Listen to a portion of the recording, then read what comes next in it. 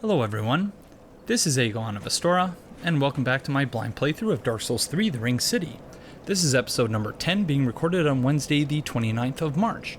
I hope you're all having a fantastic day, whenever it is you find yourself watching this. So we continue to deal with this stupid butterfly and trying to find this tower, which apparently leads to Earthen Peak. Because, yeah, something I was saying when I was so rudely interrupted by the stupid butterfly and stupid blessed attacks is that, yeah, I was very confused previously about how this place was supposed to, like, there's not much here. And I suppose it is called Inside the Earthen Peak Ruins, so... Or Earthen Peak Ruins. I don't think this is the inside the ruins part. But the way that Not Patches described it was basically that the place we were going, like we need to ascend. He said there's a tower. Like, how the heck are we supposed to get up there, I wonder? So again, wonderful level design, but some places where maybe it's just me, and maybe it's just the butterfly, where I really feel like things could be telegraphed a little bit more clearly. But I've always had trouble navigating these silly tree roots whenever we're asked to do so. So maybe that's my problem more than anything else. Or just platforming in the Souls games in general is not something I'm ever fond of.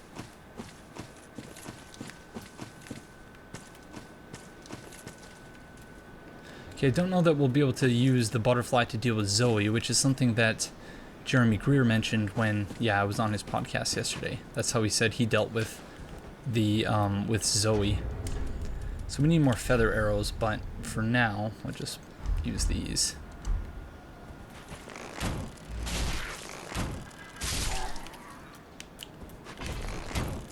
I do wonder whether we can take advantage of her leash, if she has one.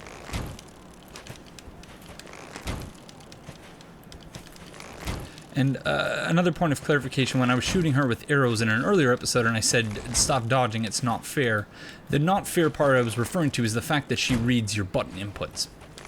Much like many of the other NPCs in this game, which just really frustrating and unnecessary. Like, look at that. Like, I can dodge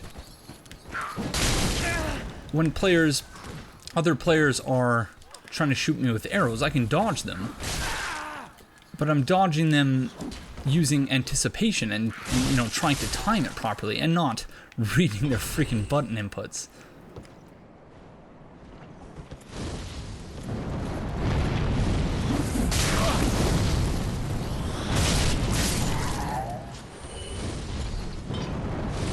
So yeah, so we'll use her leash against her. Ideally, whoa, no, she's coming up here. Okay, maybe we'll use gravity against her. Where'd she go? Oh, there she is. Hey, friend.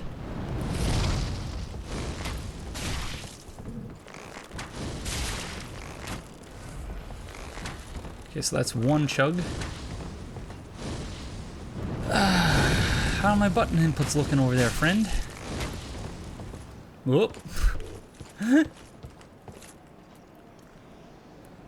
How much do you want to bet she doesn't get poisoned?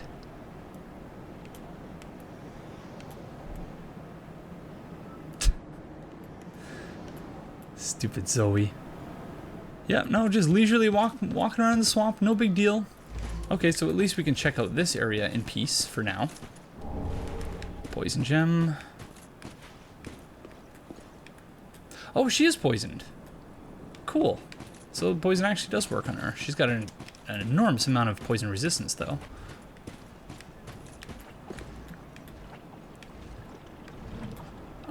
So hopefully she just keeps walking around in the swamp until she dies. A dumb, stupid death. So this must be the spot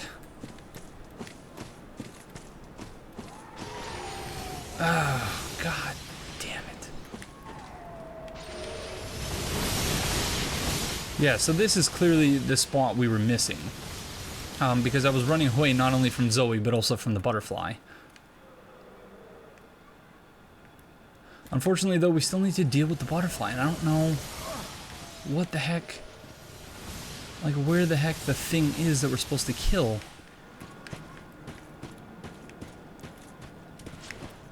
And I don't imagine it's Zoe herself, because as I mentioned, when I was talking with Jeremy while recording the podcast, he mentioned that he used the butterfly to kill Zoe, so...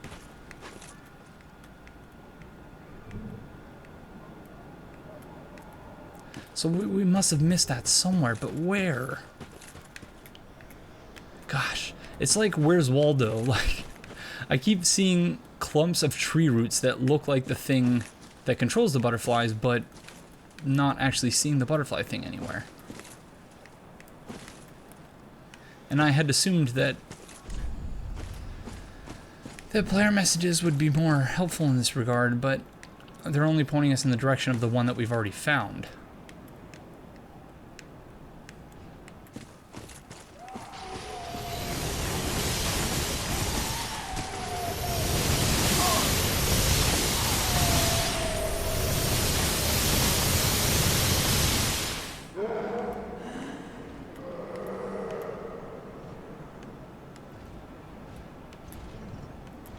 So I believe that's the spot from which we drop down. Okay, so we can drop down on the houses and whatnot, the shacks there.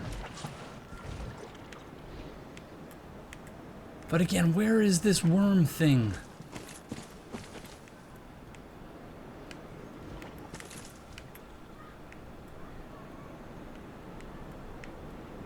This is getting very frustrating.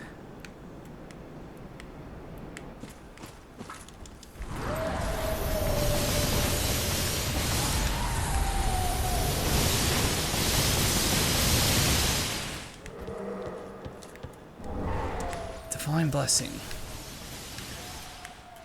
So the presence of all the divine blessings would seem to be hints that, yeah, one of the... that either Guinevere herself or one of Gwyn's children are here.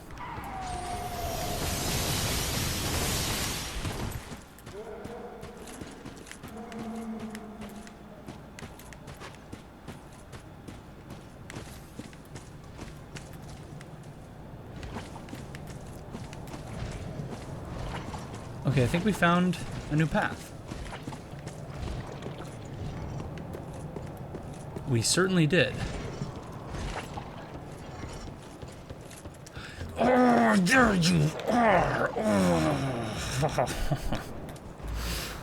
Oh.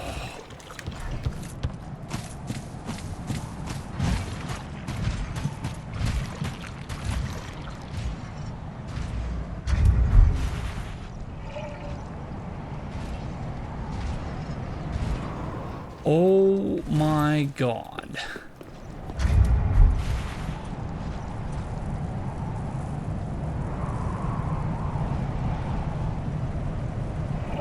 So, is this why they wear the things on their backs? Are you gonna attack me?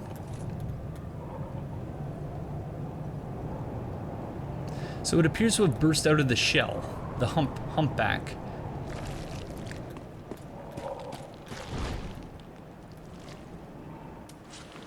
Because, yeah, that's the corpse of one of the pilgrims.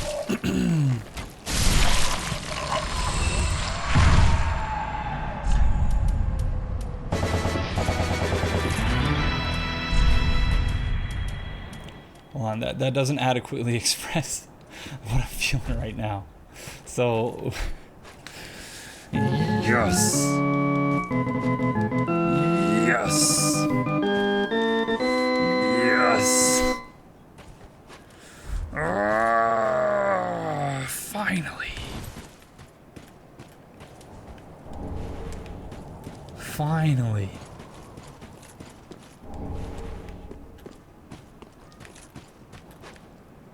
Okay, now we need to go back and see, unless, I guess we dropped down, so we probably can't go back up, but... Oh, provided those are single spawn, which I think they are, I think we're finally rid of at least that one butterfly. There's still the one at the beginning of the area to deal with, but...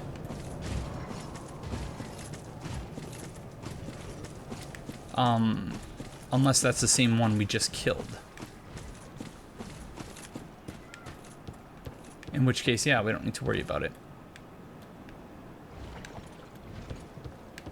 Again, very clever level design, notwithstanding the fact that... you know, the first time I was here, I was just running from the butterfly, and that was all I was really concerned about. There was an item leading us in this direction, otherwise it was hard to tell which way we were supposed to go. So again, this is something I complained about not only during my blind playthrough of Dark Souls 3, but also during my blind playthrough of Bloodborne in Old Yharnam, when, you know, a lot of the game design to it. Revenge! A lot of the game design, you know, is contingent or requires you to stop and smell the roses to figure out what's going on, but there are so many elements of the game design that keep you from stopping to smell the roses.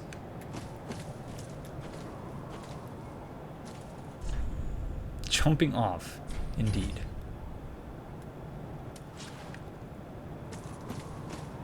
Okay, we're gonna go back to the bonfire now, and yeah, I guess we still have to deal with stupid Zoe, so...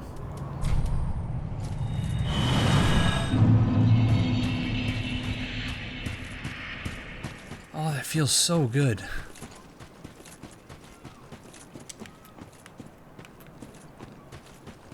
And now we can even explore this top area without worrying.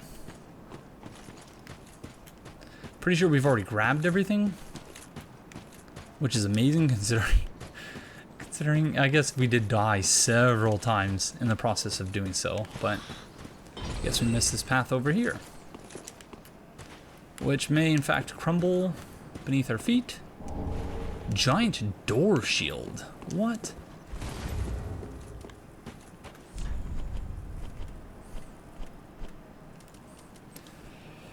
Unusually shaped paired greatswords resembling great doors. Heirlooms of the knight who was known as the protector of the meek, yet who failed to protect anyone. Skill lockout. Shut the great doors tightly for stalwart defense, and use normal attack to transition into shield bash or strong attack for heavy heave that holds shields to block nearly all damage. So it reminds me of the Ori and Reeve, something in Reeve, great shields from Dark Souls 2. In that, wow, except that is very, very cool. Yeah. Just like the great shields from Dark Souls 2, which I don't think you could dual wield. But the way you used them was basically the same. That is so cool. Really, really, really cool. Yeah, again, I know we missed a lot, but that's why we're doing episode 10 and not just, you know, ending it after the previous one. Because I knew that there would be a lot of stuff that we would have missed. But when I was recording the earlier episodes, I just wasn't in a state. I was getting really frustrated by all the enemies. And so it just wouldn't have been fun to watch or listen to.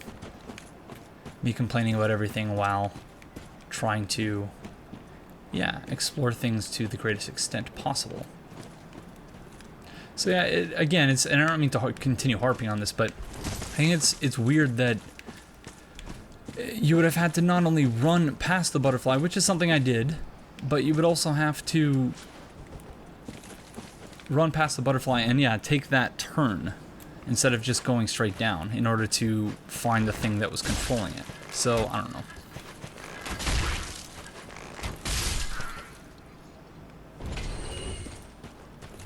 Because, you know, in Old Yharnam with Jura, like, I guess there really was no way around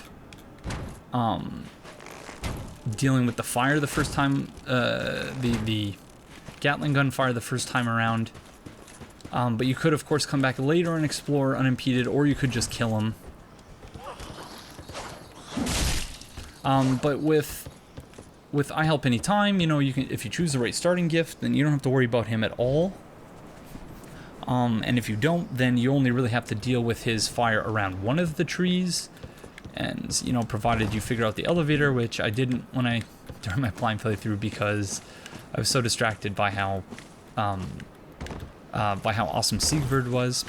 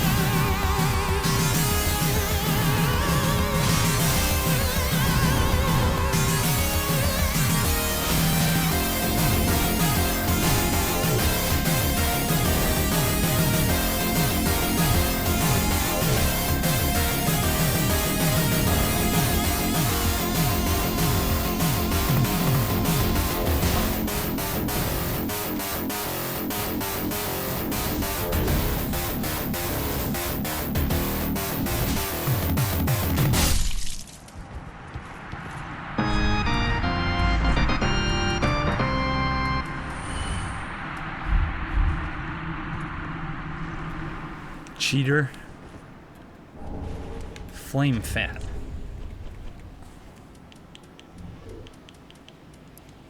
Flame fan, pyromancy of Zoe, descendant of the desert pyromancers. Used repeatedly to brush the fan of flame left and right. Zoe possessed true beauty, as did all the desert pyromancers, but hers did not poison, and so she became the unassuming queen of the feeble ones. Alright.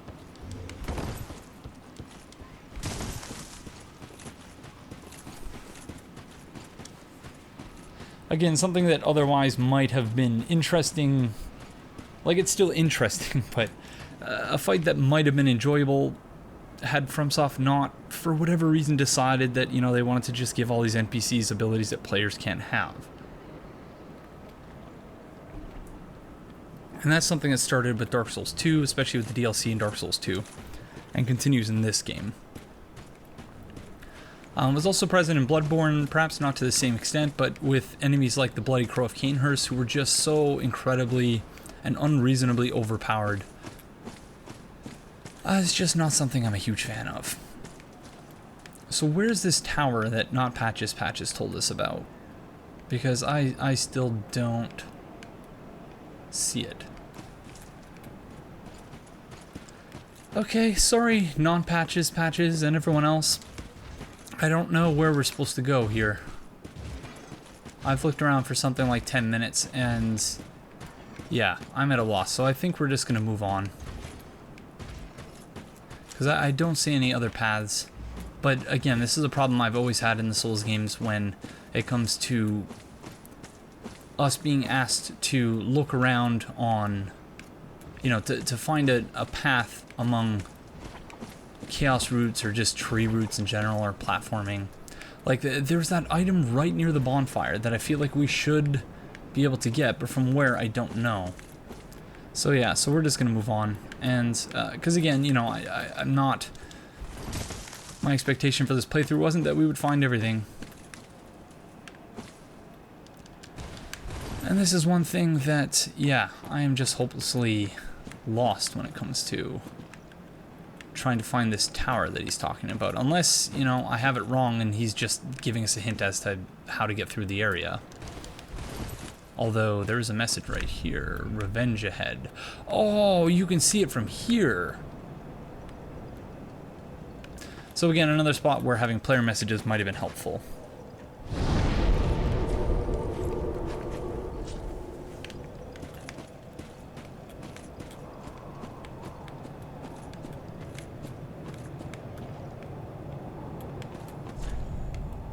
Visions of weapon. In short, try night. What?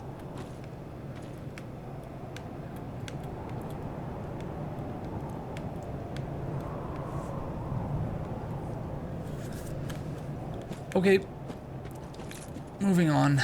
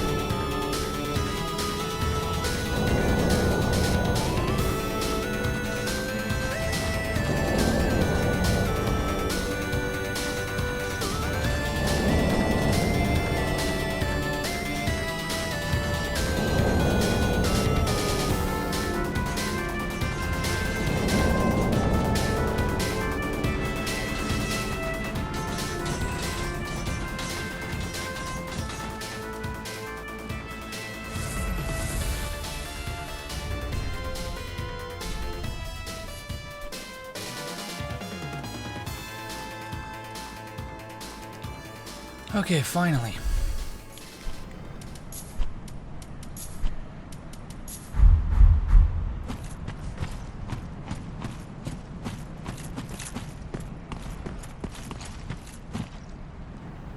So yeah, even though it says in the item description that they only grow on... They blossom only on the surface of chilled but not frozen water. These do very much appear to be... What was it? Budding green blossoms? Yeah, budding green blossoms. Dragon ahead. Where? Maybe not anymore because we knocked him off the edge or whatever.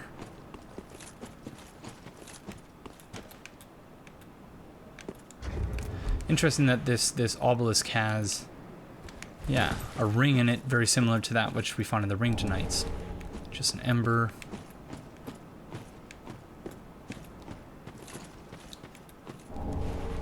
Titanite chunks. It's the first time I've ever seen Titanite chunks go into my storage box. It just goes to show, again, how many upgrade materials there are to be had in this DLC. Okay, so we can drop down there.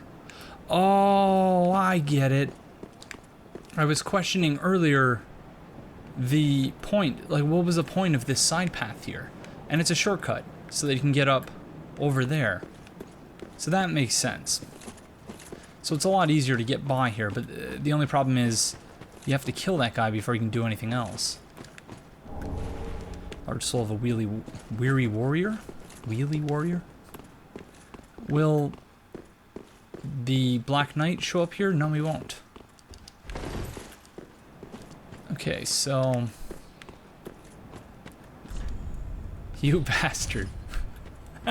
Yup. Well said. Well said.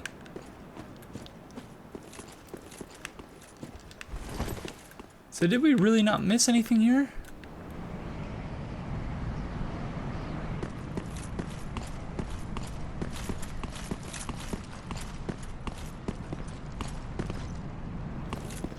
Hi, friend. Are you everywhere? Many of us are by the fire I speak. I do wonder whether that's supposed to be the same... Not again. Don't you dare do that again.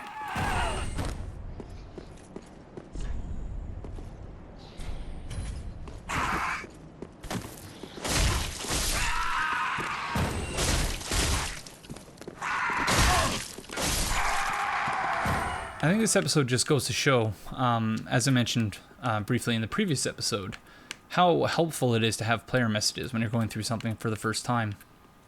Because, yeah, otherwise it's very easy to fall victim to ambushes, such as those that, when I got pushed off the edge here, when I first came here. Okay, so we've still not opened this shortcut here.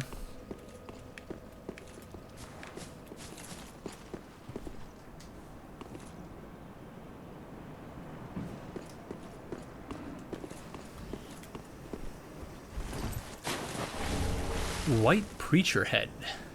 An empty head of a white-faced locust that rose from an abyssal swamp. The white-faced locusts were meant to beckon men to the dark with sermons, but most of them are unable to think past their own stomachs. Someone must rise to the occasion and restore the path of righteousness.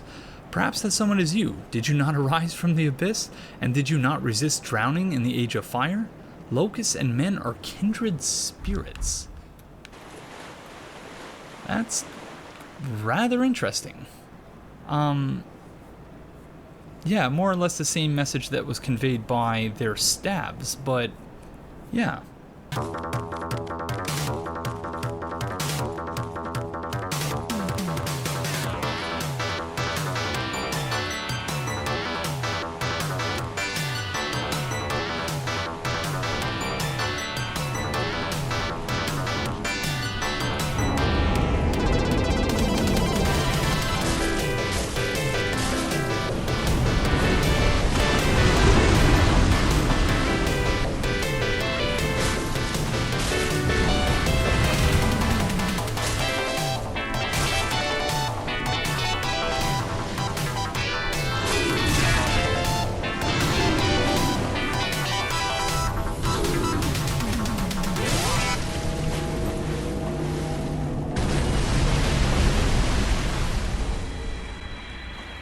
Hidden Blessing and Titanite Chunk.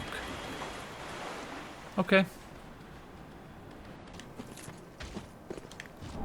Titanite Scale, whoa.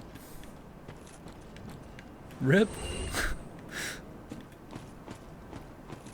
Yeah, this is definitely a path that we missed previously. Dragonhead Great Shield. This shield, as hard as a great boulder, is formed by the head of the descendant of an archdragon. The ringed knights, by command of the gods, stood amongst the ranks who set out to slay the dragons, but their contributions were never lauded. Skill, Dragon Roar. Even the descendant of an archdragon perishes not, and use of this skill restores its former strength, sending surrounding foes flying with a Dragon Roar. Alright. And we've still not found this here. Or the spot where we're supposed to drop down.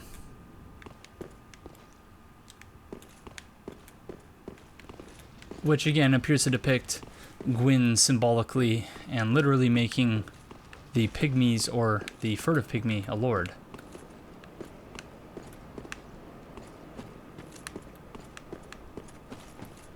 But I don't know where the heck we're supposed to drop down from in order to get that. Oh! It is players. I was thinking that the painting guardian. Wow, that kind of sucks. I was thinking that it would be an old monk type situation with the painting guardian, and turns out I was right. So I guess I got off easy on that boss fight. That would have been much harder if an actual player was controlling the painting guardian. Well, that kind of sucks. What are you gonna do when you live in a shoe?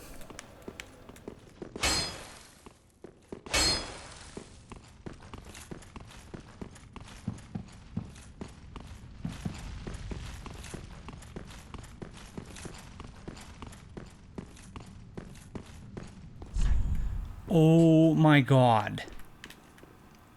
I missed an elevator right here. I was so distracted by the statue that I completely missed an elevator. It looked like there was even a secret spot to drop off there. Oh no. We did it! We did it! Yes! Finally found that shortcut exit. Wow. I feel really silly now. And where's the secret spot?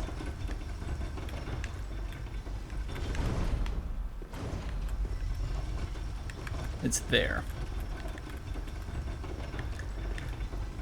Little nook to roll into, walk into. Oh my gosh. I feel so silly.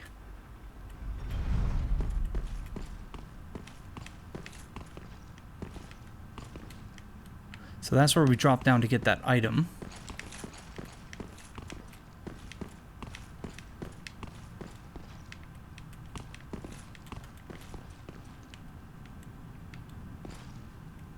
Okay, so I'm guessing that that one is an illusion there. I don't know what he died to when he went in there, though.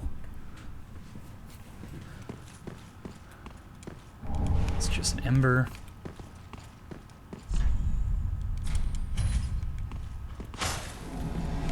Did he just walk right off? Oh, a lot of people dying here.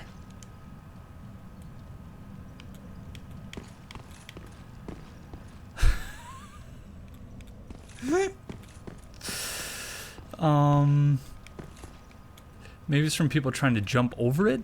Let's see if we can do it. Beautiful. Ah, Filianor Spear Ornament. That's something we still have to do. We still have to go to the Undead Settlement. So we have 2 of them now. I don't know how. I wonder how many we need. Now, what is down here?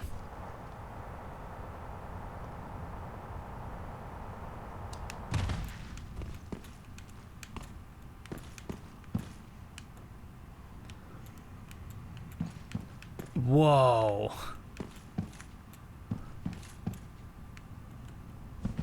Okay, before we deal with any of this, we're gonna go get that item.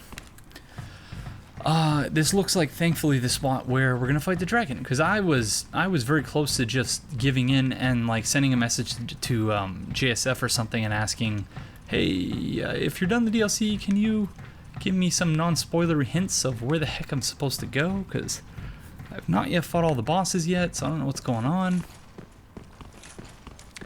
But yeah, wow, finally. I can't believe I missed that.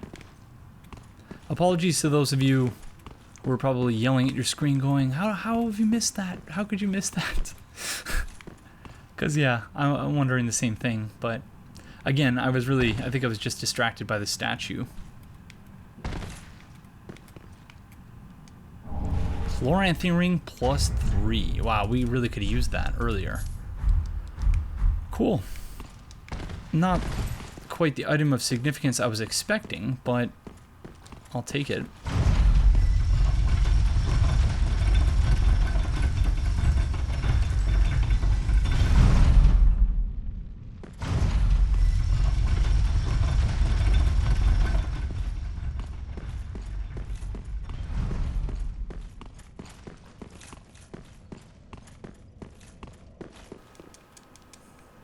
Although if I had found the area, I don't know that I would have been able to figure out that that was an illusory wall there, so who knows.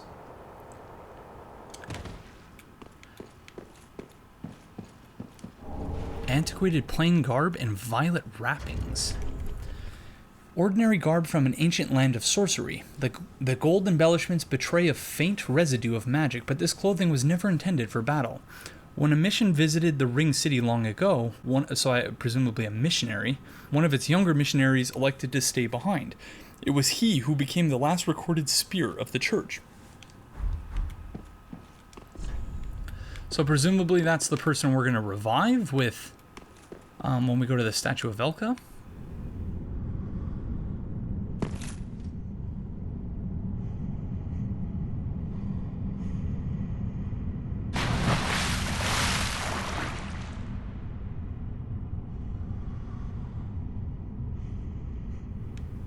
Whoa.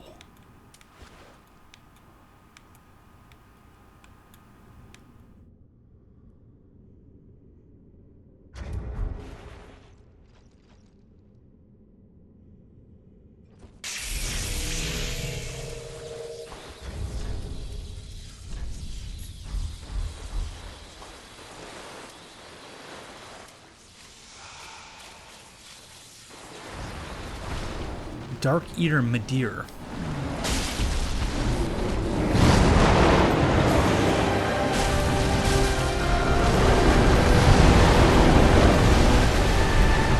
I've never been especially fond of or good at dragon boss fights, so this should be interesting.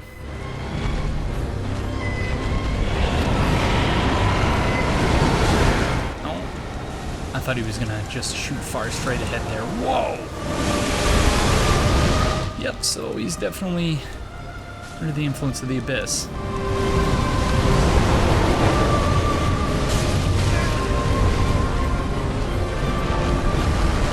always want to check the till, make sure there's no weapon to be had. I don't know that we have the best weapon for this.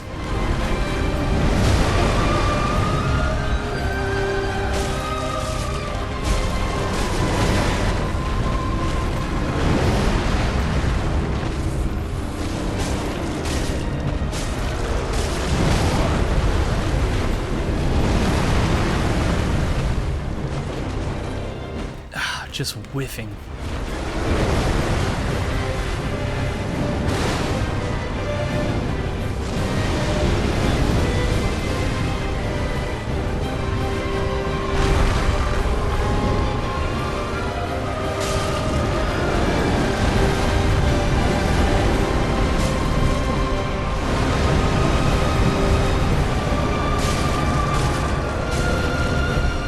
Part of the reason I'm not a big fan of dragon boss fights is the gosh darn camera. It is so hard to see what you're doing.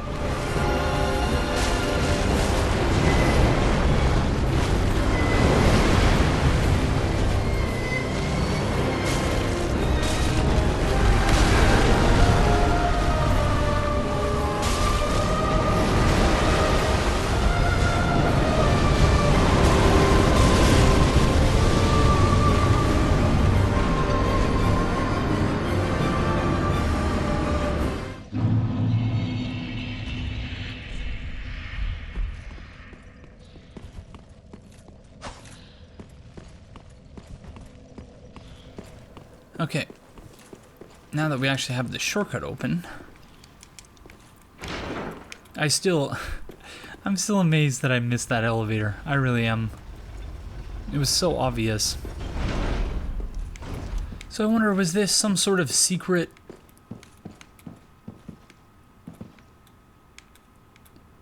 place of worship? Like they weren't supposed to be worshipping whatever they were worshipping here. There's a sword on the altar. Were they venerating this sword? Thank you. I don't know. But let's make sure we have our gear set up properly this time. Now let's see if there are any NPC summons.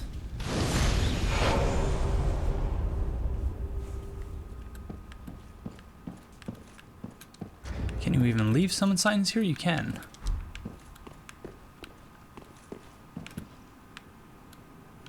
Curious that there's not a single summon sign, not even for other players, or of other players. Alright, let's try that again.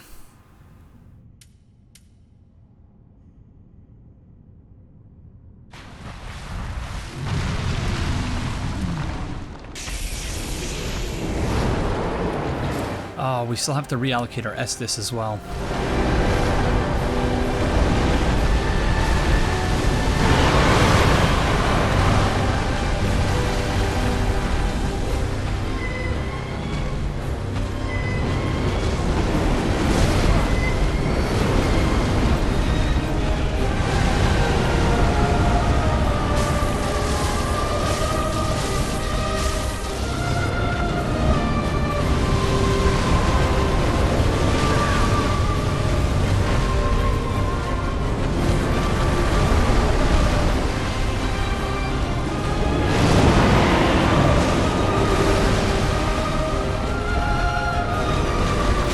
Yeah, this is my #1 problem when fighting dragon bosses, is always missing.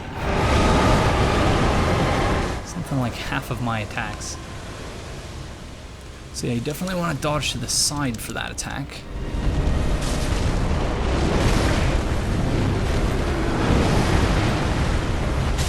Like, the attacks are they're very well telegraphed, but the question is just whether or not you'll see the signs, because yeah, you're often trapped underneath the dragon and your camera is often equally as uncooperative as the dragon itself. Come on, Midir. Fight fair, friend. At least he's not spending a heck of a lot of time in the air. That was something that really annoyed me about Sin, the slumbering dragon in Dark Souls 2.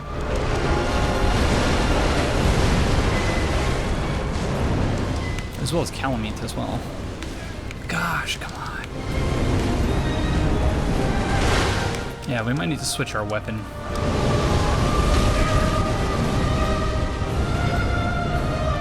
Or maybe just use it one-handed.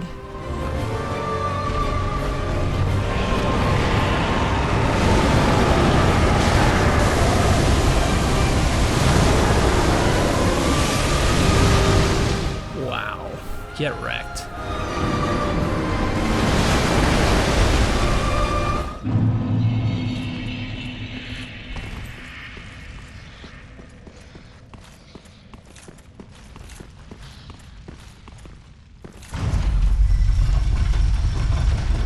Okay, we're gonna try just once with ranged attacks and see whether that might be a viable strategy for facing off against the boss. Whoops.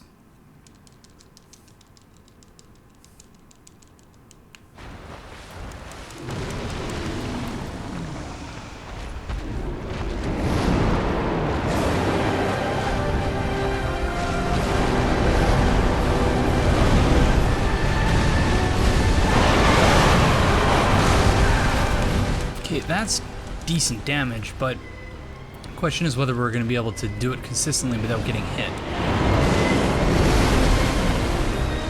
Because of course its attacks will likely be different with us attacking from range like this.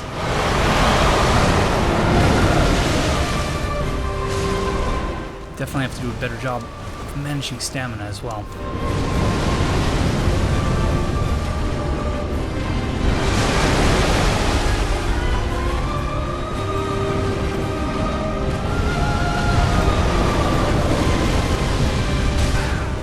The range on that AoE fire is insane.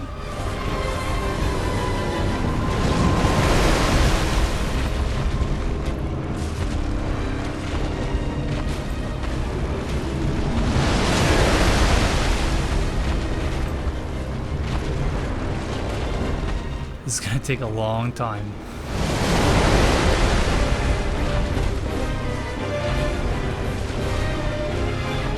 Especially if we keep missing.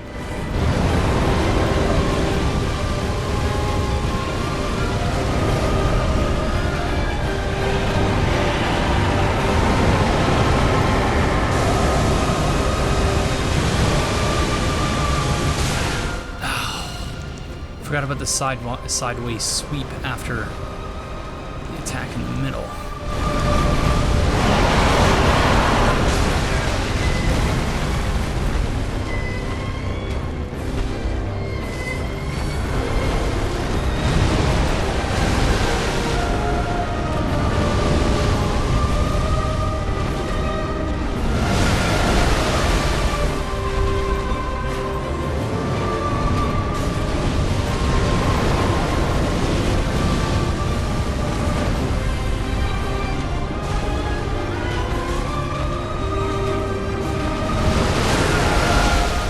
When he's just standing there like that, I think he's getting ready to charge, so I gotta be more mindful of that and not get so greedy.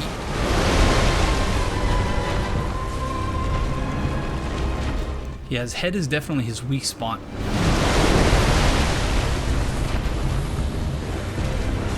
So when we hit him in the head, we do about double the damage that we do otherwise.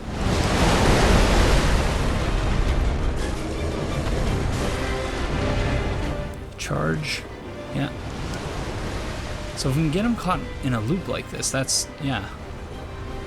He's gonna charge again. Here it comes.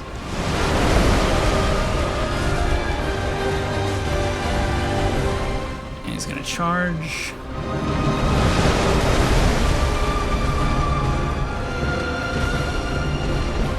And he's gonna charge.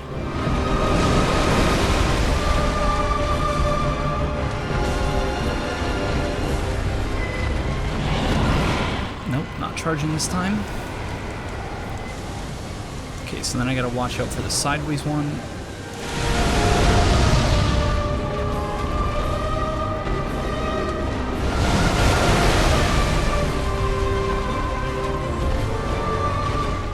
I don't think we're far enough for the charge. Nope.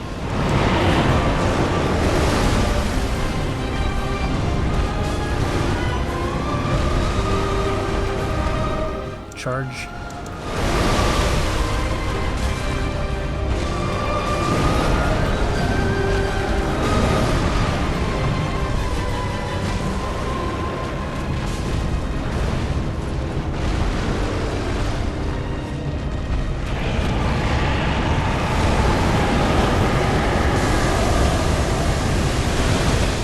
Sideways.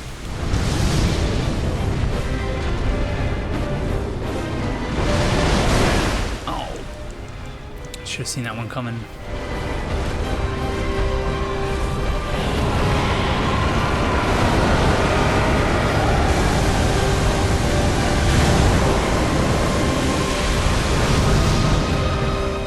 I don't know if that second dodge is necessary, but charge. Nope, this is something new. Second phase? Yep, second phase.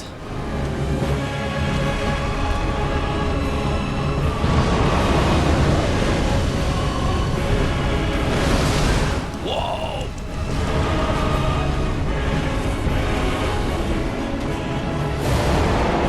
Oh my god. Oh my god. That is such a cool attack.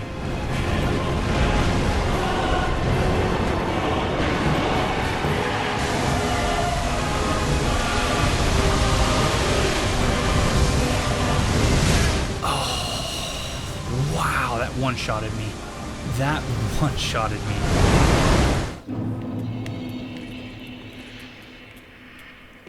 Alright, so that was decent, at least for the first phase. But afterwards, I feel like that's not really a viable strategy. So, I think I might actually do something similar to that, which I sometimes do with the King of the Storm and the Nameless King, and that is use the bow for the first phase and then switch to sword for, or melee attack for the second phase. But let's see.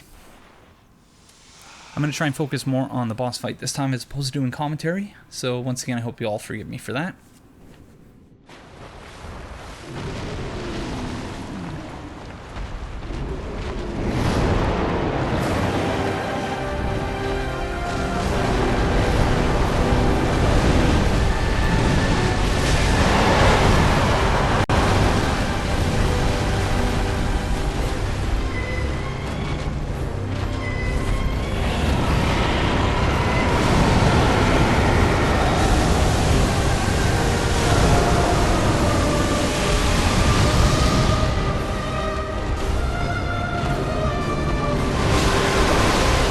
Should have seen that coming.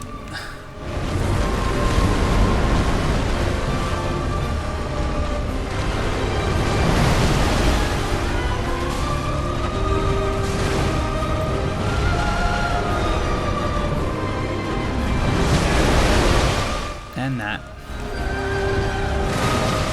Said I wasn't gonna focus on doing commentary, but I'm still doing it anyway. No! Shush, Aegon. Focus. Focus!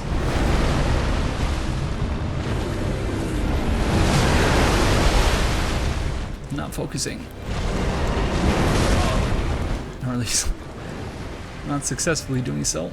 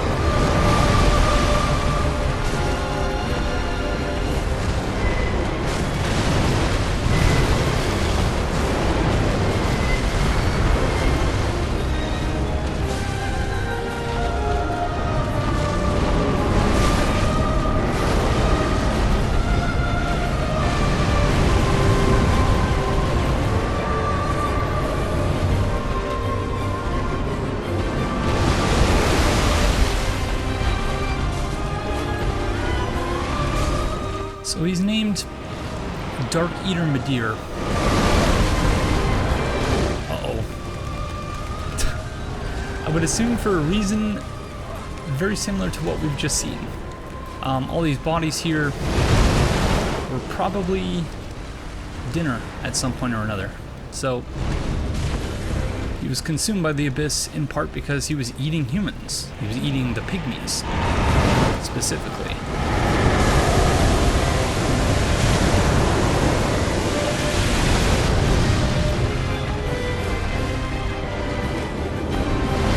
It doesn't help that the lock-on is so poor and that there's only one spot you can lock onto him.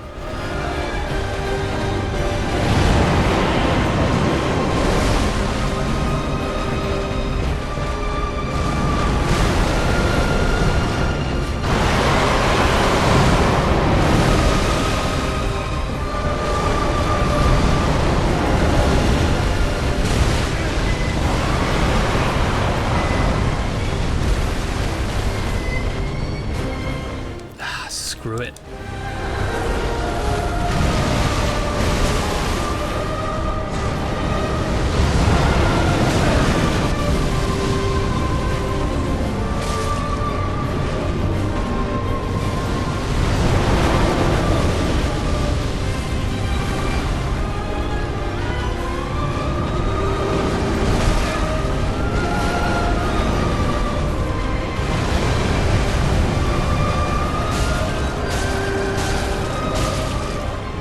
Yeah, so we definitely just want to focus on his head and try to remain locked on as best as we can and get the hell out of the way when he starts using his fire attacks.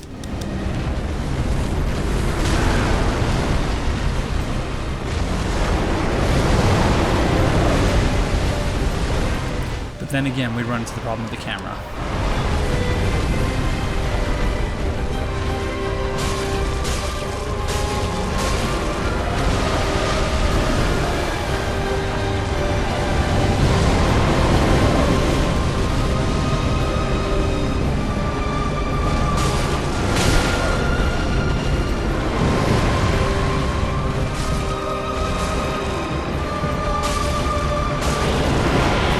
Second phase.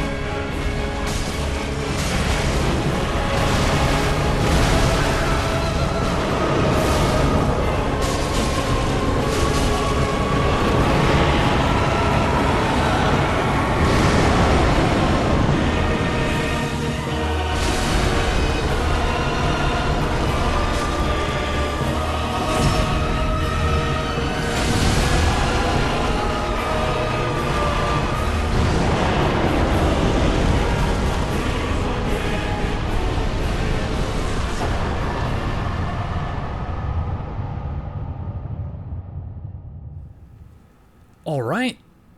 Well, in spite of the fact that I think that that was one of my poorer attempts, I don't think that was a good boss fight at all. Like, that was actually pretty bad. But we pulled it off. So, I don't know how to feel about that, because I feel like, in large part, like, there's a lot of luck and randomness involved because of the camera and how poorly the camera is adapted for this boss fight. Because again, I feel like I had really, really good attempts that were just ruined by the camera, and how fickle the lock-on mechanic is in this boss fight, because you're always chasing the dragon around. You're always chasing Midir around. And so, you know, just now when I got that last hit, it didn't feel nearly as satisfying as the other boss fights did. And you will have perhaps noticed that for all the other boss fights, I celebrated in more or less the same way, with yes!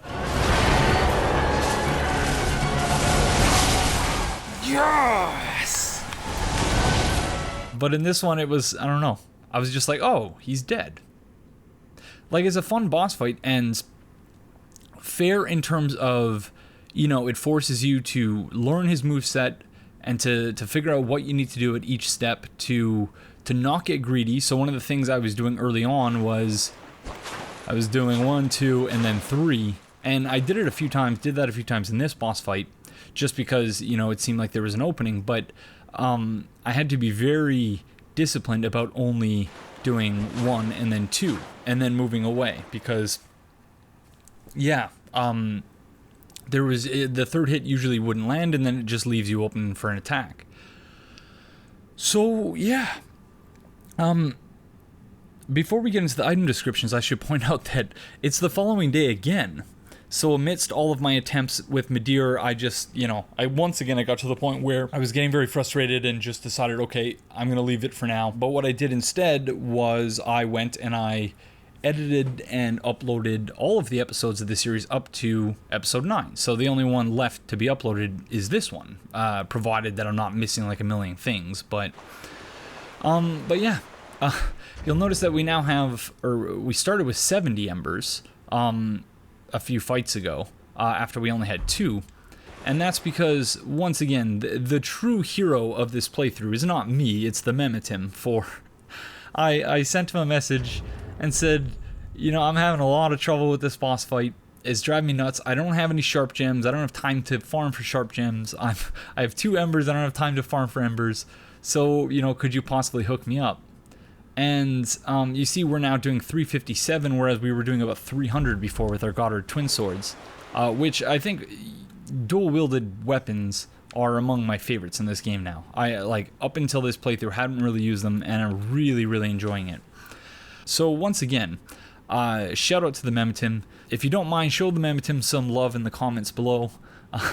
Because I really do feel like not only is Slave Knight Gael the real hero of this story, even though we're going to take credit for it, but more on that in a minute, but the real hero sort of behind the scenes in this playthrough has been the Memetim, because, you know, I could have done this playthrough without him and without his help, but it would have taken, you know, 2 or 3 times as long, because I just, you know, again, don't have the time to really farm things right now. Just with everything that's going on in my life, and with the amount of time I've already devoted to this playthrough since Tuesday, since the DLC came out. Or I guess Monday night, technically. But yeah, thank you a million times over, the Memetim. You really saved the day.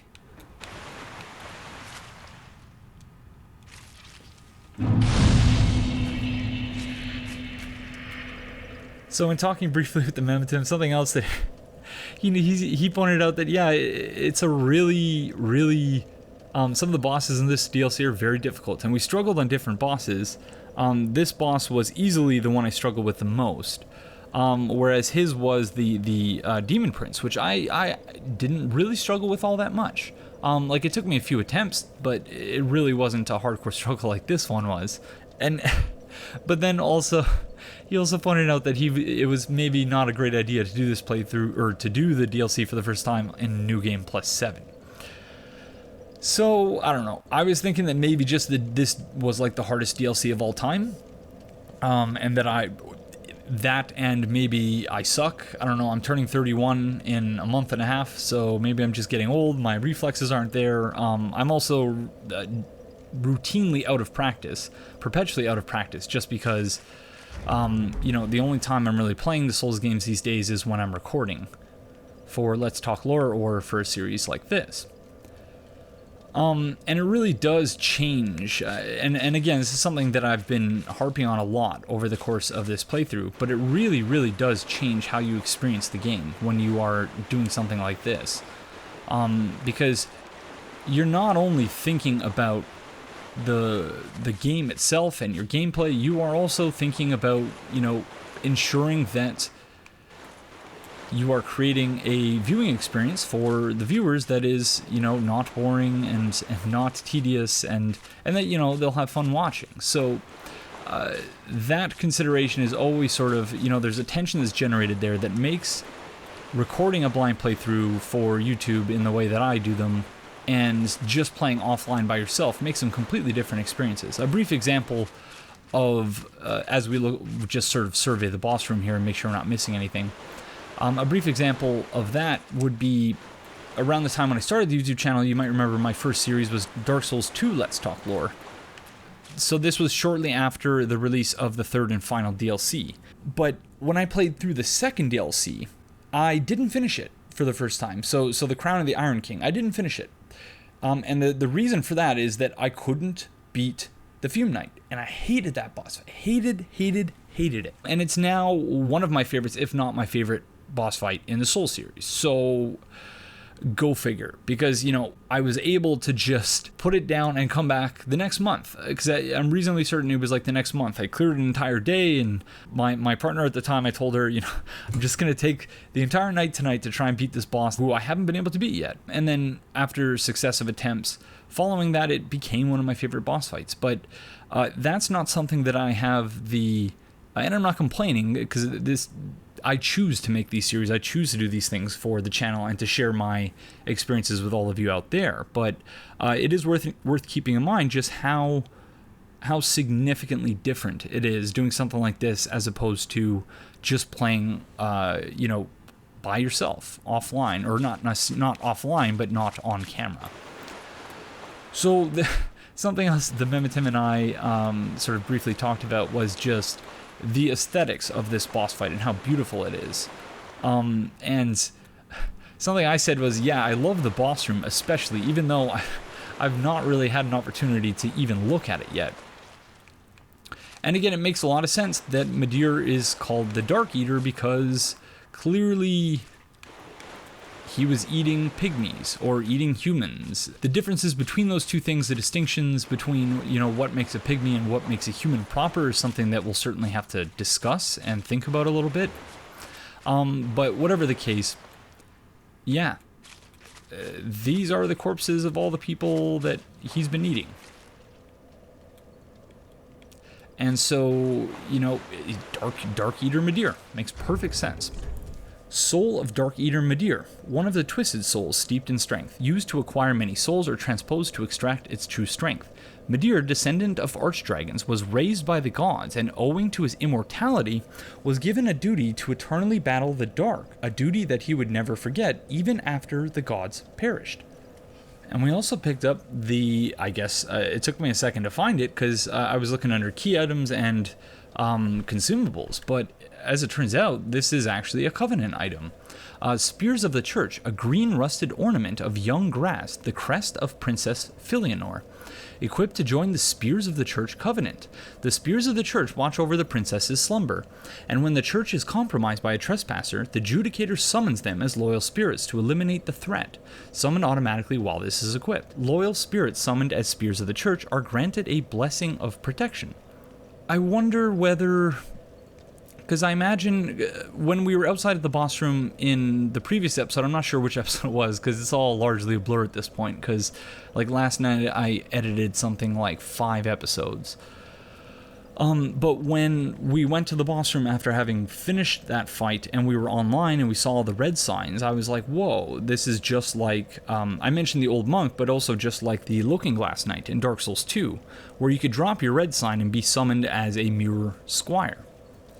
So I wonder if this is just, you know, you have a choice, you can either equip this or you can drop your red sign, one or the other. Because yeah, we saw a lot of red signs, which wouldn't really make sense if you're summoned automatically, unless there's something else I'm missing there. But yeah, we have a lot of stuff to talk about before we wrap up, because while I was editing the previous episodes, I have like 4 different post-it notepads here that are that have just, you know, 1 or 2 or 3 word notes here. So I will have to some degree, sort of decipher what I was trying to say in coming up with some things that I wanted to talk about as I was editing, and some corrections to be made and stuff like that. So, but let's start by going back to Firelink. Let me make sure we lit the bonfire here. Yeah, but let's start by going back to Firelink and seeing what items we can get with his soul.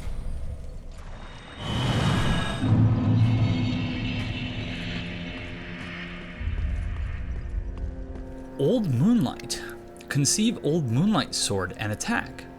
A memory of an old sword found deep within Midir. This sorcerer uses souls to grant form to the thought and attack with it. Attacks are coupled with light waves, and sustaining the stance before attacking increases their speed and potency. The sword is named after Moonlight, but it is slightly different than the one fashioned of the Peldrake Seath. Perhaps it is rooted in an older memory from not long after the beginning. And so we can also get the Frayed Blade, a dragon weapon symbolizing Darkeater Midir. The once exquisite blade is now stained black and frayed at the hilt. Without its sheath, it will soon crumble into nothing. Skill, hold. Assume a holding stance in which the normal attack sends a shockwave along the earth, and a strong attack commences a series of slashes. So this is the weapon that was being used by the Spear of the Church in the boss fight, because the skill sounds exactly like the attack that boss was using against us.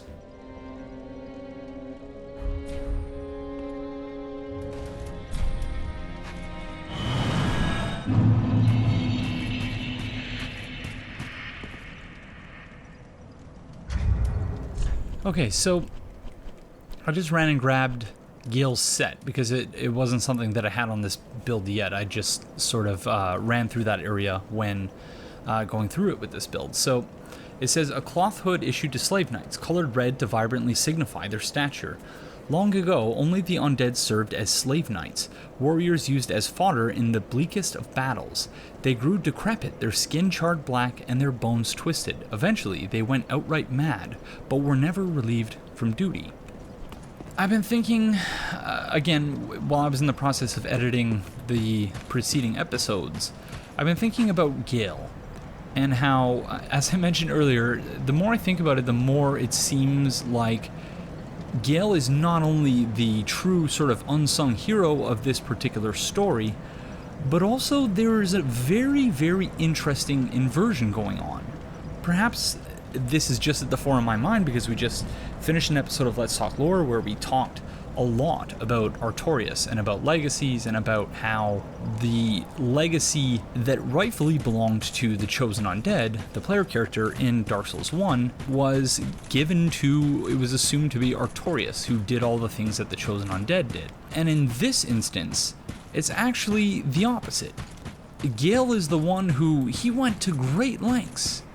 And that's something, again, I want to talk about because it's hard to imagine that a slave knight like Gael, you know, as wonderful and awesome as he is, to have been given such a terrible lot in life, for him to sort of unflinchingly not only do his duty, but also to orchestrate everything that happened, not only in the first DLC, but also in the second. Like, it's remarkable. And yet, when we gave the pigment to the painter, she asked us our name, because she wanted to name the painting after us. So it's a complete inversion of what happened in the first game, in Dark Souls 1, where it was said that Princess Dusk, she didn't see that it was us who defeated Manus, And I can't recall exactly how it happened, but I seem to recall it having something to do with, in Dark Souls 1, where once you've defeated a boss, you would sort of absorb their soul in such a way that people who were familiar with what the boss's soul felt like, that they sort of saw the boss in us. This place is enormous. Is this really just empty? Is this really just empty ash fields as far as the eye can see?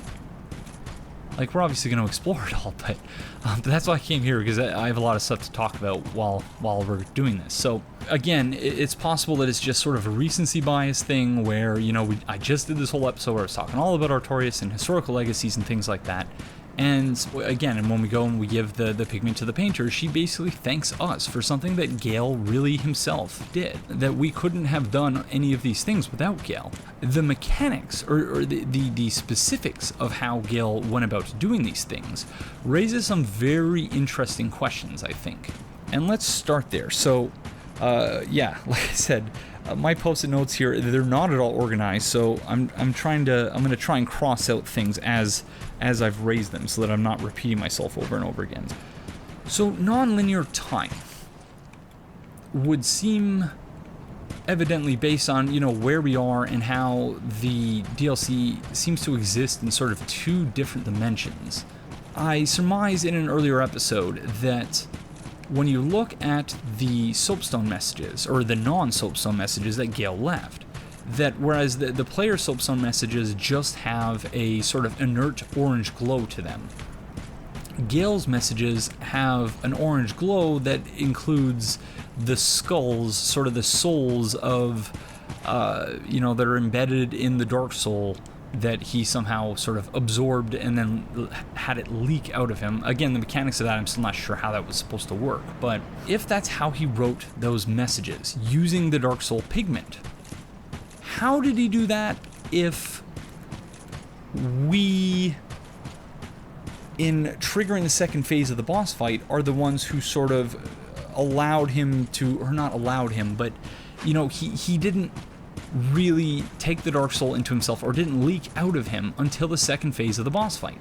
So there's a sort of chicken and egg thing going on there. If we're to accept, which again is not a given, if we're to accept that he wrote those messages using the pigment, it doesn't really make a lot of sense, unless you consider the possibility of non-linear time. I think it was episode 7 of Let's Talk Lore, the first episode we did on the Crucifixion Woods. I will leave a link to the episode in the video description below. I had a very lengthy, spoiler-filled discussion of the film Arrival. If you'll recall, in that episode, I used Arrival as a way of exploring the issues that arise in translation. And I will advise you that if you've not yet seen the movie, that you should watch it, and that you should also perhaps skip to the next segment. So I think we've explored this entire area, but because yeah, there's that guy over there, and I think it was just over here where we triggered the boss fight for the first time. But yeah, so I would recommend checking out that discussion for a broader synopsis of Arrival, because I'm not going to recapitulate that synopsis here, but spoiler alert, and I'll give you 5 seconds to click off if you've not yet seen the movie, because it's an excellent movie, and it's not a twist, but there's a gradual unfolding of the story that you really owe it to yourself to experience it firsthand, as opposed to having someone else explain it after the fact. But there's a gradual unfolding where it becomes apparent that the aliens that have arrived on Earth, they see time differently than we do. That embedded in their language is their understanding of time as being non-linear. They see the past, the present, and the future all at once.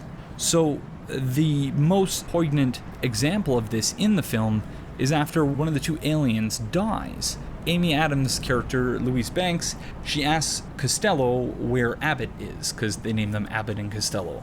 And Costello says Abbott is death process. And in doing the editing for our first encounter with the boss and the first time we came to this area, I was struck by what the pygmy who was climbing up the mountain of ash towards the princess said. Oh, Eleanor, help me, please. The Red Hood is come to eat us, to eat our dark souls. Yosaho, if you're watching, I'd be very interested in hearing what the Japanese text is for this line, because it could just be, because, you know, we've seen lots of typos, lots of really awkwardly phrased item descriptions, so this could just mean absolutely nothing. But given the context of everything else that we've discussed in this playthrough and how things don't really make sense in temporal terms, in terms of the time scale and how things are ordered in terms of time and space in this DLC, I think it at least makes a smidgen of sense. And that is, the Pygmy Lord said, "The Red Hood is come to eat us." Is come to eat us. So he didn't say the Red Hood is coming to eat us, or the Red Hood has come to eat us. It's phrased in such a way where it's sort of present tense, but not really. And it's not past tense, and it's not future tense. It's, again, if I'm understanding this correctly, and if it's not just the fact that, you know, I'm still very, very much interested in the questions that were raised by this movie, and, you know, recency bias and all that stuff that applied to my the previous thing we were just talking about, that, you know, the Red Hood is come to eat us would seem to reflect an acknowledgement on the Pygmy Lord's part that time in this game is non-linear. So again, that could be absolute rubbish. I don't know, but it was a thought I had that I think is very interesting, and certainly something that I think will be worth exploring when we eventually come to this area for Let's Talk Lore. So yeah, let's move on for now.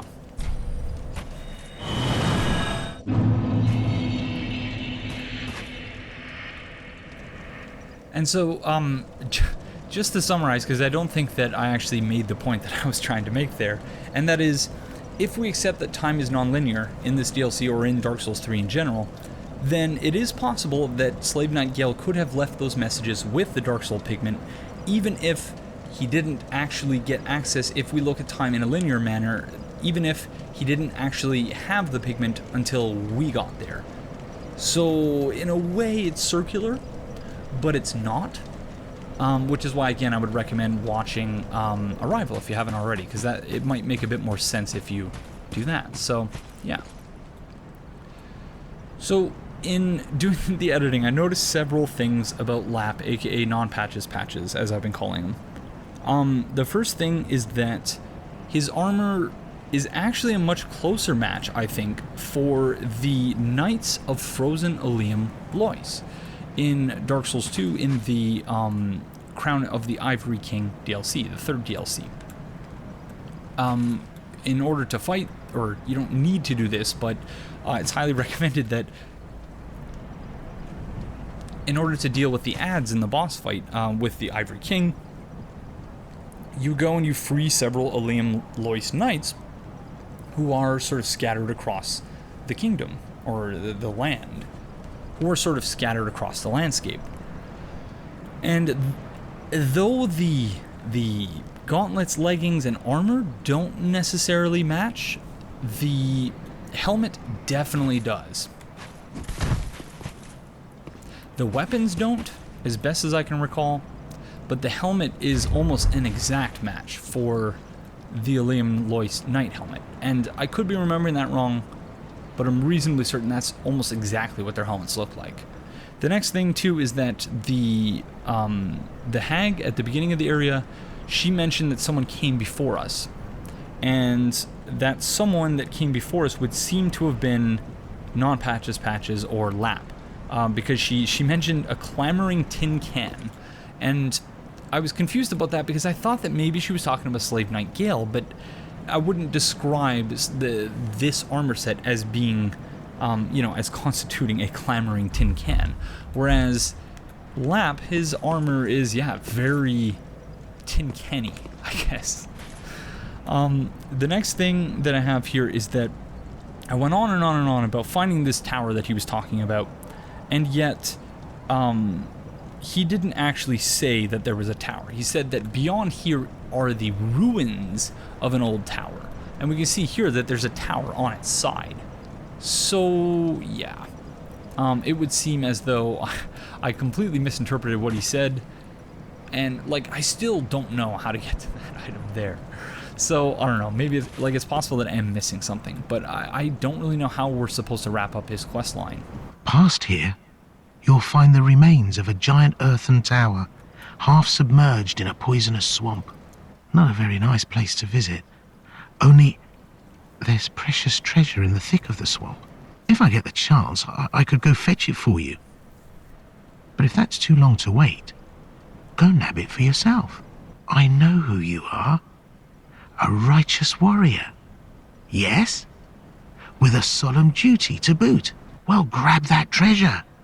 That's as good a duty as any.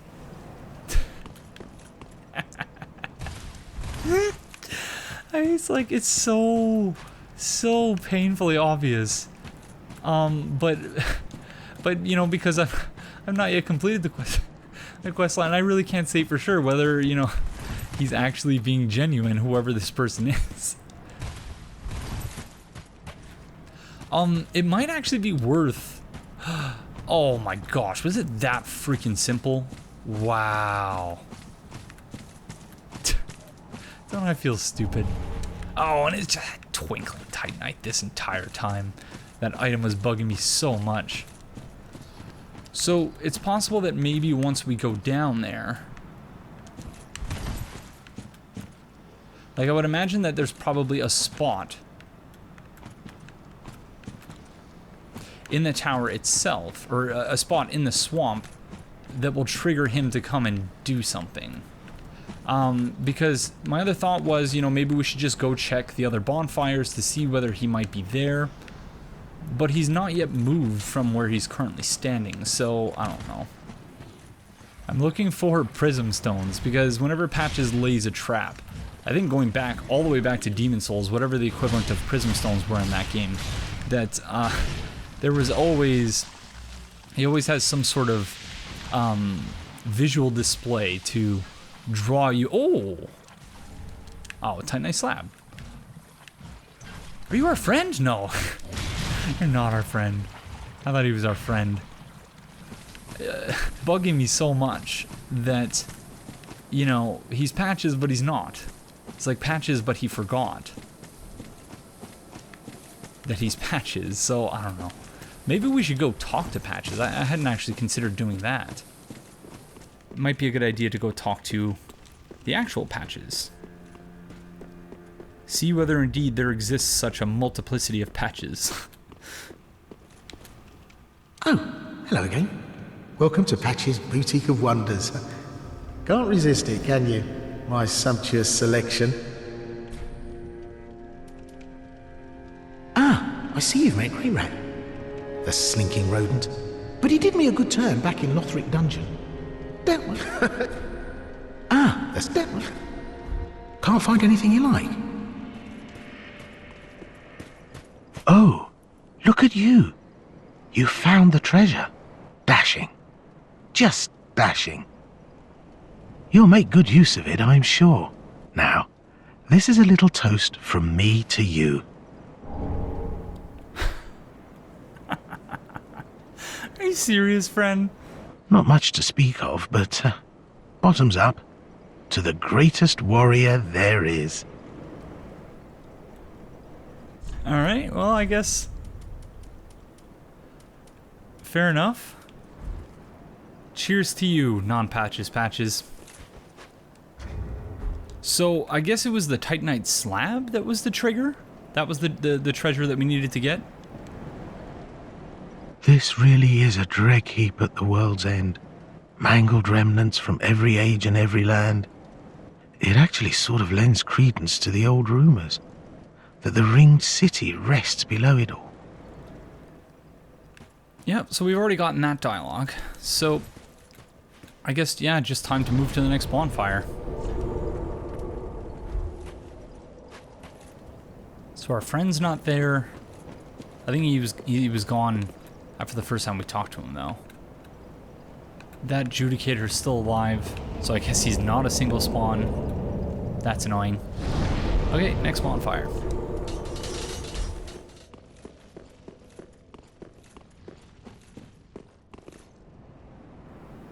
Yeah, I knew there had to be some use for this balcony other than just the one item that was out here. Hi, friend. Oh. Well, fancy meeting you here. A true blessing that we should seek the same place and find ourselves standing here together. I've got the last of my brew. Let's have our own little toast with it. What the hell?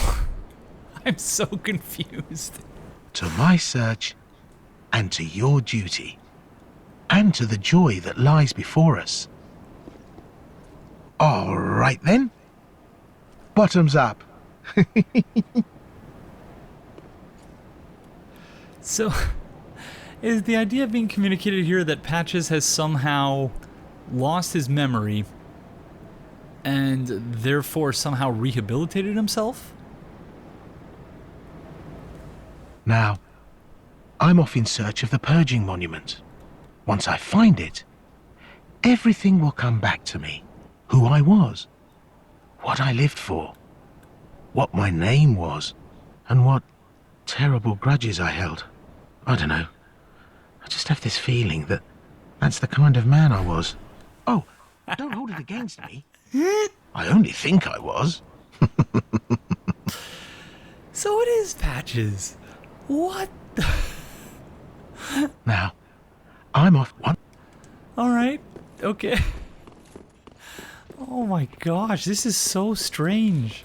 So strange. Wow.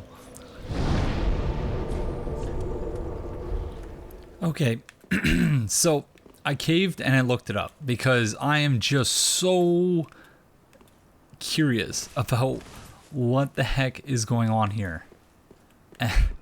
And just the apparent and sheer brilliance, but also absurdity of what I think is happening here.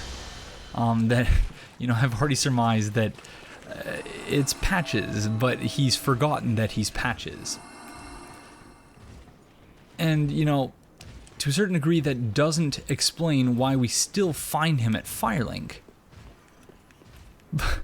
But at the same time, given, again, the non-linearity of everything, it's not the most far-fetched thing in the world to think that, because, you know, the game elsewhere, so in the case with Hodrick's questline, it explicitly invokes the multiverse aspects of the world in several of the quest lines. So I really, you know, it's not completely outside of the realm of possibility, I don't think, that, you know, there could be more than one Patches, because there's more than one of every other character basically in the game. So, but this is the first time it's been really made explicit. I don't know that we've found that ladder there yet. Gosh, how is it possible that I missed so much? It's crazy how much I seem to have missed.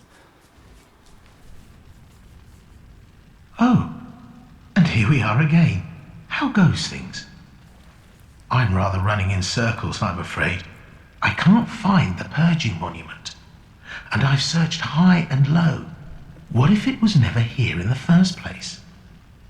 Oh, bloody hell. What do I know? Sorry.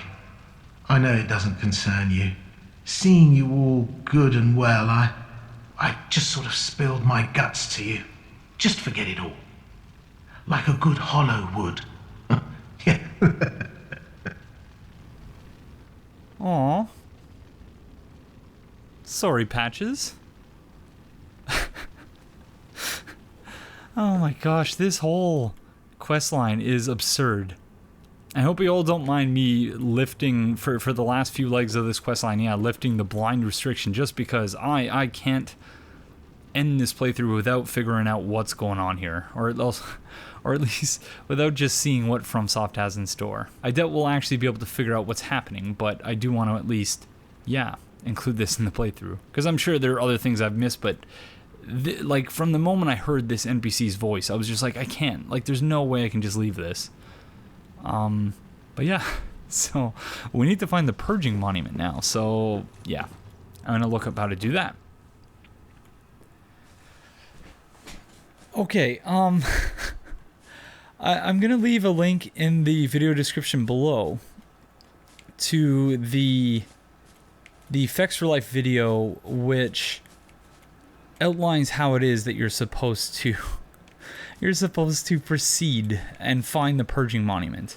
And I don't know if it's just me, but I don't know how in the world anyone would be able to figure this out. Like, how did anyone figure this out? Okay, so if you're not aware of what I'm talking about with this quest line, here it is. So, again, a link in the description. Again, I will provide a link in the video description. So you need to use a young white branch to transform into what I think is probably one of the coolest chameleon forms in the entire game. If you come over here, apparently a ladder is supposed to reveal itself.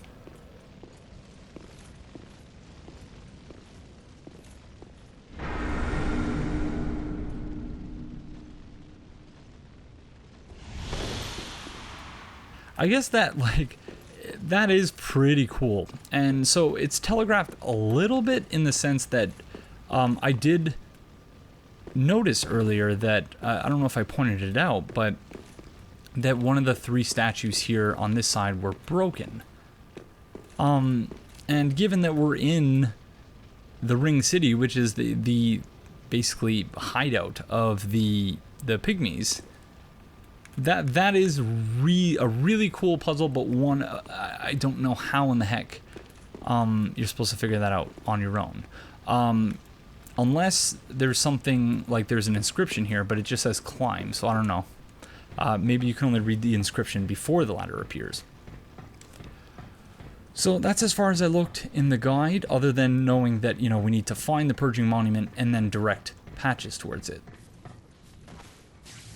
Dragon Head Shield. We're not going to read that right now just in case we get ambushed, but we will go back to read that afterwards. I've still not gotten that Crystal Lizard there, but I can live with that considering the sheer abundance of upgrade materials that we've already accumulated and that we don't really need. The only one we really needed was a Sharp Gem, and I had to get I had to ask the Momentum to hook me up with that. Wow, holy shit! I guess this is the this has to be the Purging Monument. Wow.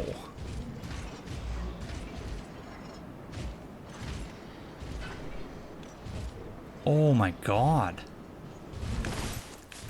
So this is basically an upscaled version of the Purging Stone, which Patches said is just no longer working for him. Ash-colored stone encasing a skull reduces undead curse buildup and cures hollowing. Inhabitants of Londor, the land of hollows, use this secret treasure to feign normalcy. Occasionally a hollow fools even himself and turns on his own kind. It was the Dragonhead shield that we picked up, I think. This shield, as hard as a great boulder, is formed by the head of the descendant of an archdragon. The Ring Knights, by command of the gods, stood amongst the ranks who set out to slay the dragons, but their contributions were never lauded. So it's actually the exact same thing, except for the one has, so this one has Dragon Breath. Even the descendant of an archdragon perishes not, and use of this skill restores its former strength, sweeping foes with a frontal exhalation of Dragon Breath. And the other one had the Dragon Roar. Even the descendant of an archdragon perishes not, and use of this skill restores its former strength, sending surrounding foes flying with a Dragon Roar. But yeah, I'm starting to trail off in terms of my alertness here, so let's go tell Patches, or whatever his name is, Lapp. Non-Patches, Amnesiac Patches. Let's go tell him about the Purging Monument. And then we're going to call this a series, because I need to sleep. Guess what, buddy? What did I come here in search of? Damn. Stop it. I'm unbreakable. Unbreakable. Sounds like he doesn't even need the Purging Monument. It's all starting to come back to him anyway. Are you certain of that? No. Sorry, I know you'd never lie to me. Thank you. Thank you kindly. I'll speed right on over. It won't be long now before I know everything. Who I was, what I lived for, and what my name was. And I'll have you to thank for it all.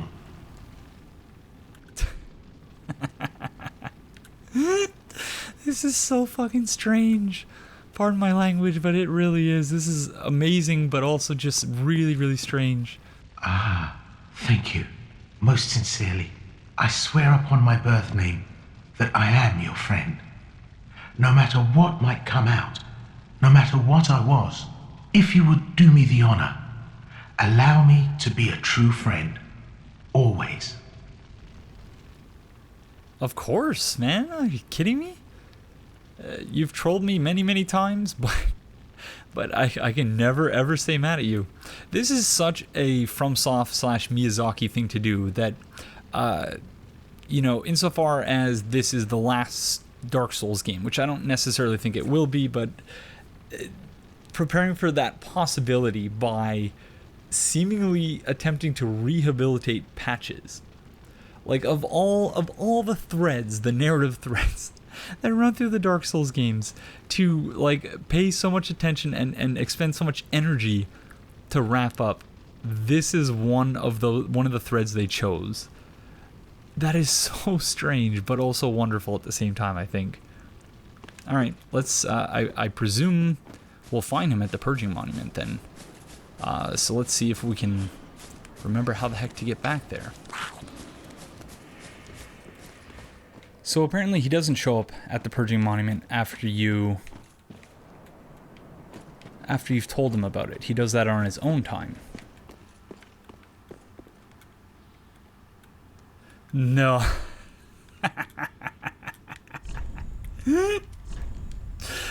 Oh my gosh, he's even using the patches pose and everything.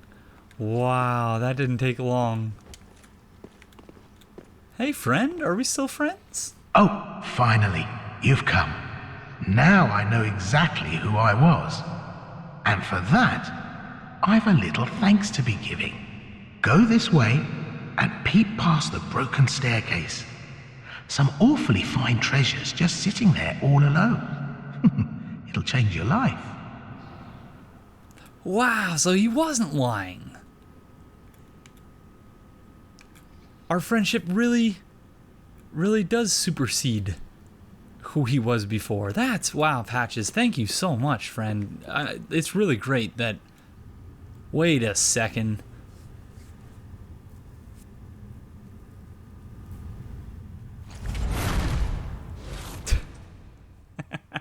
Every age, it seems, is tainted by the greed of men.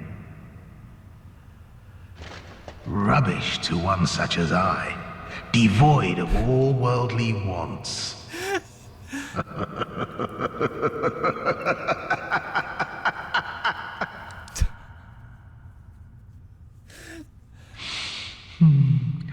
I don't know.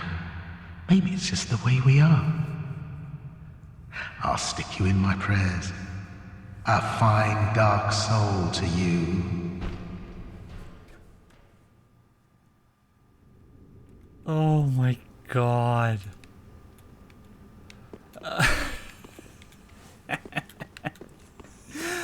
Oh, that's wonderful. That really is wonderful. I don't know. I wonder whether that's it. Or whether we can go back to him. I went back to Firelink. You may or may not recall, because I'm not sure if I'll leave that in the final edit, but I went back to Firelink and, oh, so there is treasure there for us. But yeah, I went, like, the same dialogue that he always has. It didn't change, so it must be a different Patches. And so maybe they're just trying to use this NPC questline, not principally to rehabilitate Patches, but more so to demonstrate the, much more explicitly note to players that, these characters can exist in multiple worlds at the same time, in different ways, and they can be alive, they can be dead. That they're just sort of, you know, that there's a multiplicity of every character in the story. You know, some players will choose to tell the painter that, their name, and then the painter will name the painting after them, in their honor. Other players might not. I didn't.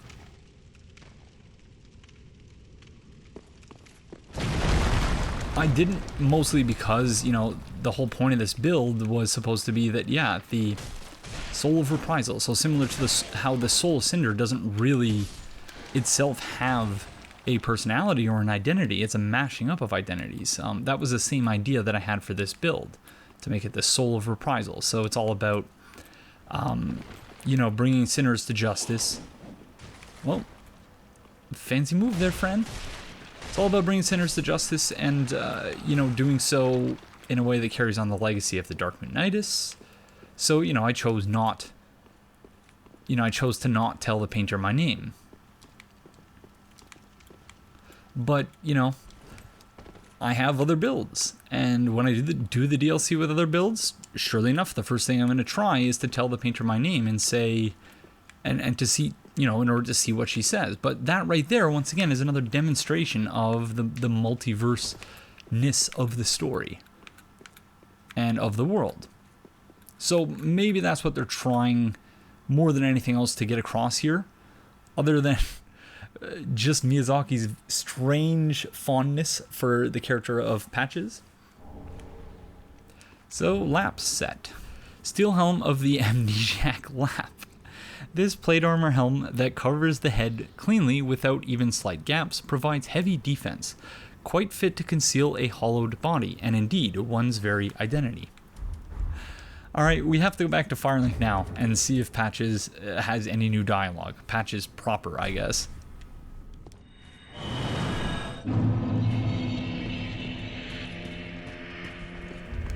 So, going back to the I think it was episode 8 or 7 or something, when we first met Lapp, quote-unquote Lapp. And, you know, I was so indignant about the fact that they use the same voice actor, because, you know, my point was that everyone who's familiar with the Souls games will recognize the voice actor, and they'll immediately not trust the character, or they'll immediately just assume that it's Patches. And surely enough, you know, that wasn't something they did by accident. It was 100% intentional. Hey, friend, Lapp? Patches? Oh, hello again. Welcome to Patch's Boutique of Wonders. Can't resist it, can you? My sumptuous selection. Ah, I see that's dead. Exact same dialogue that he had when we came here last. Can't find anything you like. Yep, so I think that right there confirms it. This isn't the same Patches. We were meeting another Patches. One of the many Patches that exist in the multiverse of the world that is Dark Souls 3. That together constitutes Dark Souls 3. So yeah. That is pretty interesting, because of course, you know, they had the voice actor in the studio. They could have had the voice actor record new lines for Patches to acknowledge what was going on, but of course they didn't, because it's not the same Patches. So I think that's as good a place to end this as any other. Once again, my sincerest apologies if this playthrough wasn't up to the quality that you come to expect from this channel in terms of the gameplay. I don't ever try to project an image of someone who's very good at the game, because, you know, I don't think I'm all that good. I just spend a lot of my spare time playing it. So, yeah, I'm still like trying to process the whole Patches thing in addition to everything else. So I hope you enjoyed it in spite of the mediocrity of the gameplay, I guess is what I'm trying to say. Let's Talk Lore, the next episode, I've not started working on it yet. I need to attend to some other things before I start doing that, but you can expect it in a couple of weeks, a few weeks, maybe a month, depending on some other things that are going on in my life. I'm going to be trying somewhat of a new format for the next episode. We're only going to be doing one episode on the Catacombs of Carthus, for which Mitch L. will be joining me, and I'm going to try, well, I'll explain it in the episode itself, but basically I have a new way of, I've come up with a new idea for handling guest appearances in such a manner that allows the conversations to sort of more organically run their course, as opposed to us having to watch gameplay footage and sort of follow what's happening on the screen, even if the things that we're conversing about are actually more important. So yeah, so I hope you're all looking forward to that as much as I am, and that you enjoyed watching this playthrough as much as I enjoyed bringing it to you. So thank you all very, very much for joining me, and I will see you in the next one. Bye-bye.